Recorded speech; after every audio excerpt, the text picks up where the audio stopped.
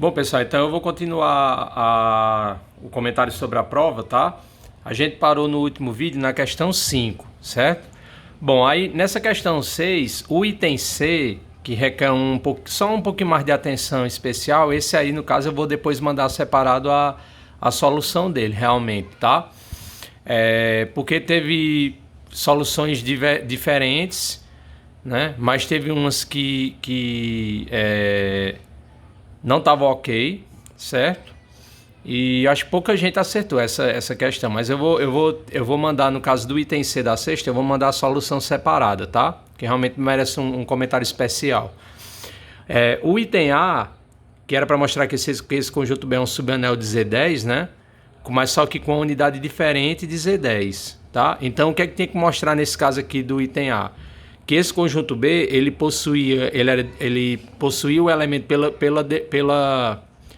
pelo resultado que a gente estudou lá na parte subanel, para um subconjunto de um anel dado ser subanel, ele tem que possuir o elemento neutro. Quando você pegar a diferença de dois elementos dele, a diferença deles pertence e o produto de dois elementos quaisquer também. Então, nesse caso aqui, era só fazer essa verificação, né? E depois mostrar que ele também tinha unidade, só que a unidade é diferente da unidade do Z10, tá? Que no caso aqui a unidade desse camarada vai ser o 6 barra, porque se você fizer o 6 barra operado com qualquer outro elemento, ele vai dar o próprio elemento, tá bom? Então, a gente observa o seguinte aqui, que o problema, né, que aconteceu na solução é que algumas pessoas esqueceram ou de mostrar essa... Não lembro se foram muitas, acho que foram poucas no caso dessa questão de mostrar que a unidade era diferente da unidade do Z10. Mas aconteceu de ter quem esqueceu. Então, quem esqueceu de fazer isso, eu retirei 1/10 porque tinha que fazer isso. E teve gente que esqueceu de mostrar que o elemento neutro do Z10, né, que é o 0 barra, ele pertence ao B. Então também quem esqueceu de fazer isso, eu tirei também 1/10, certo? Aí no item B, que é um se somente se, o problema maior aqui é que teve algumas pessoas que só fizeram ou uma implicação, tá? Ou então tentaram demonstrar, eu não sei o que foi que se tentou com aquela solução, mas que tentou mostrar esse se somente se, mas na verdade usou tanto essa informação como essa. Então ficou uma coisa estranha. Nesse caso aí, quem fez dessa forma, eu não considerei porque não fazia sentido. Você ia mostrar que B1 união B2 era um subanel, aí tentava mostrar aquelas três propriedades, só que também usava que isso aqui era subanel, o B1 e o B2, que isso aqui estava contido. Ficou um negócio muito bagunçado, não tinha sentido, tá?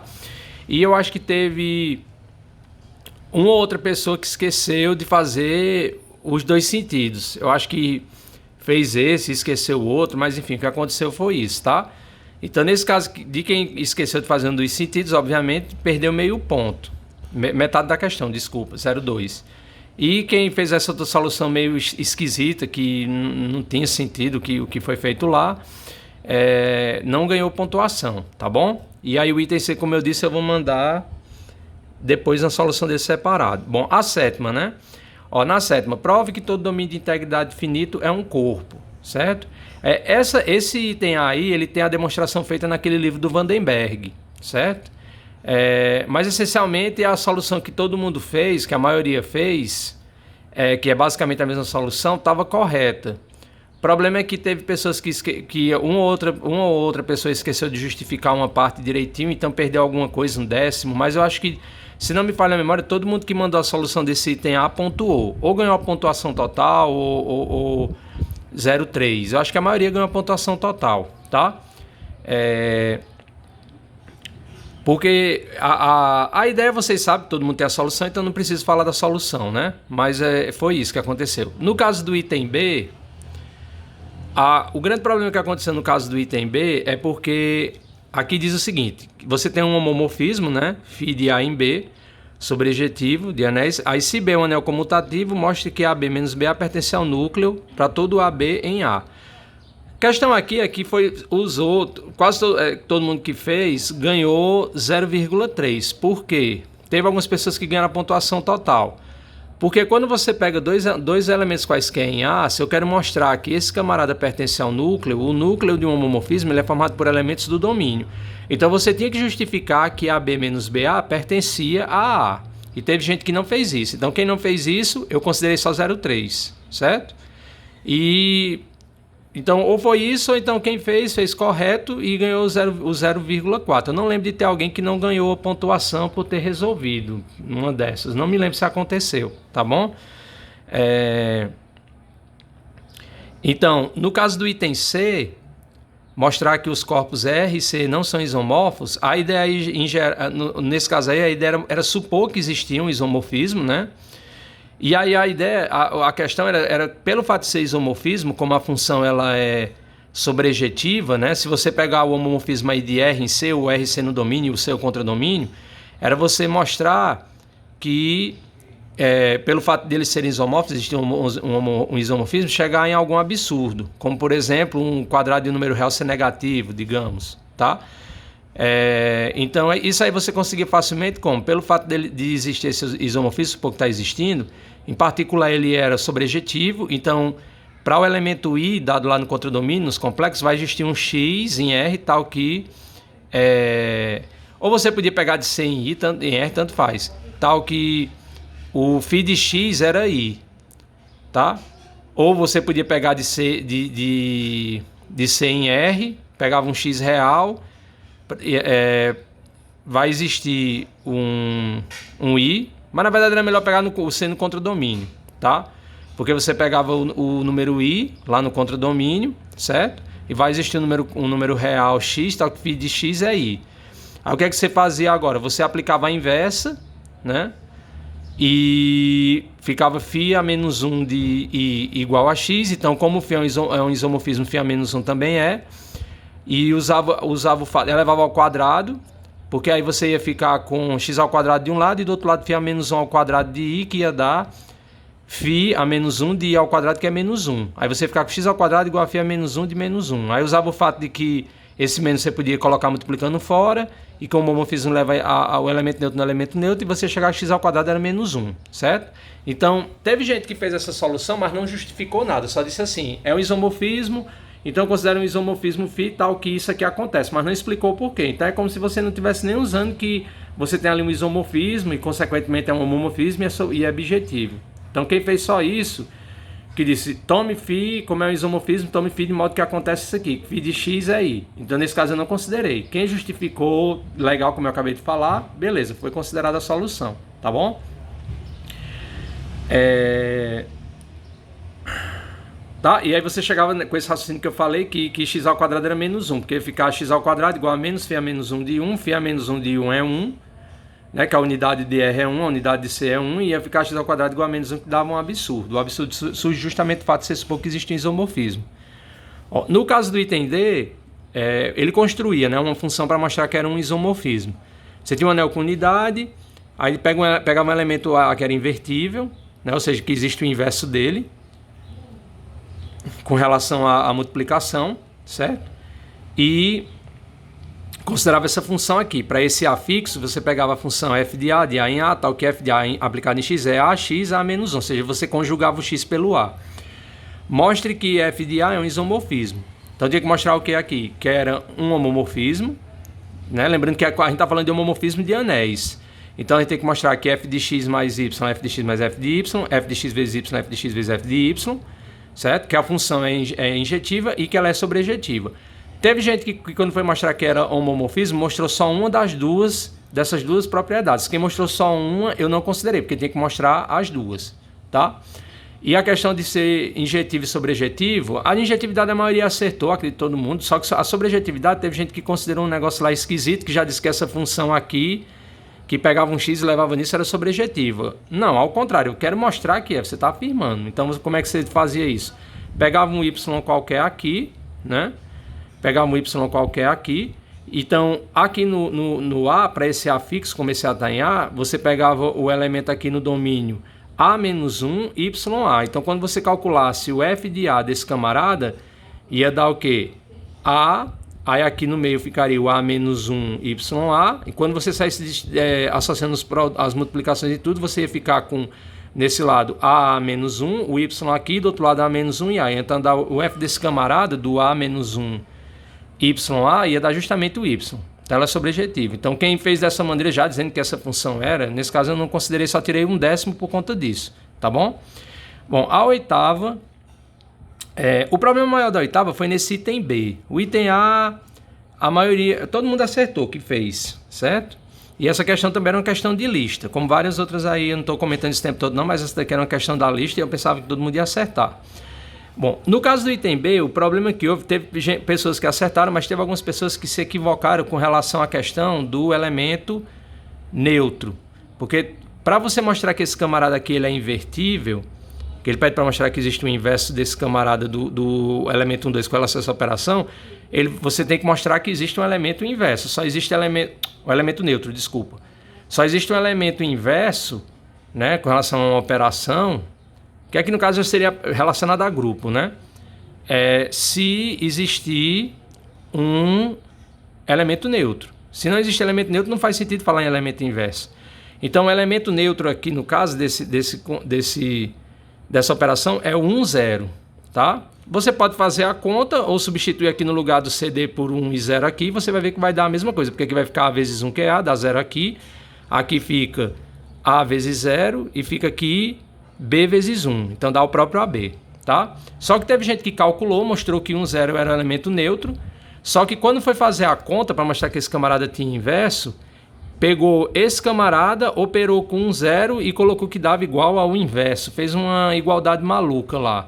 Porque na verdade você quer mostrar que existe um beta menos 1, tal que esse camarada operado com beta menos 1 é 1, 0. Né? Então quem fez dessa forma, beleza, acertou. Eu não lembro agora quanto era, parece que era menos 1/3 e 2/3 o inverso desse camarada aqui. Quem fez da outra maneira dava 1/3 e 1/3, só que estava errado da maneira como montou a igualdade para encontrar o inverso, tá?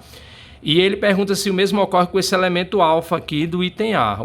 Esse elemento alfa do item A, ele não acontece porque quando você monta o sisteminha lá para encontrar o valor das coordenadas lá do inverso, dá um sistema impossível lá. Eu acho que dá x mais y. Se fosse chamar x mais y o inverso desse camarada, xy, desculpa, aí você acha duas equações lá, de acordo com a igualdade que você monta, né? Que seria esse camarada operado com xy, que daria isso aqui, igual a 1, 0. Então vai dar x mais y igual a 1 e x mais y igual a 0. Isso é um sistema impossível. Então eu acho que, não lembro se teve gente que esqueceu de colocar isso, mas, por exemplo, se você respondeu essa parte aqui correta e essa outra que você errou, você ganha metade da questão, tá? Mas quem colocou errado aqui a questão do inverso, acabou errando essa outra aqui porque é uma igualdade parecida, né? Você vai pegar um camarada, operar com outro e colocar igual a 1, 0. Se aqui você errou, em vez de colocar aqui isso aqui, vezes o beta menos 1 era 1, 0, colocou que isso, operado com 1, 0 que era o camarada, então você obviamente vai errar aqui porque você usou o mesmo raciocínio, tá bom? A 9.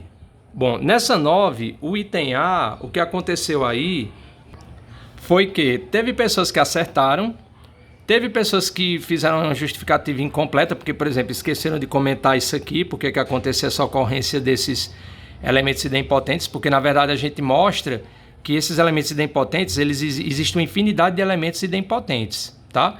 E eu lembro que teve gente que colocou só uma quantidade de exemplos que diz que só tem uma quantidade finita, exibiu lá quem era, mas, na verdade, não tem infinitos, não, são infinitos exemplos de elementos idempotentes. Eu posso até fazer a conta disso aqui e mandar junto com outro item lá que eu comentei, né? O item da questão 6 lá, o item C, né? O último item, tá? Que eu comentei.